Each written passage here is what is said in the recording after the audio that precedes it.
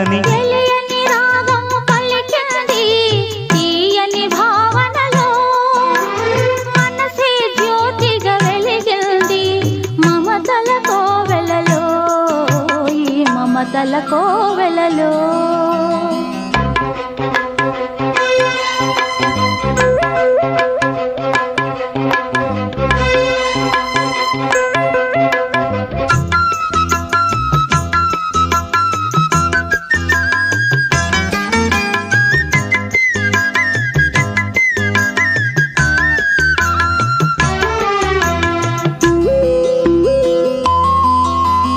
ఏ జన్మకే గమ్యమో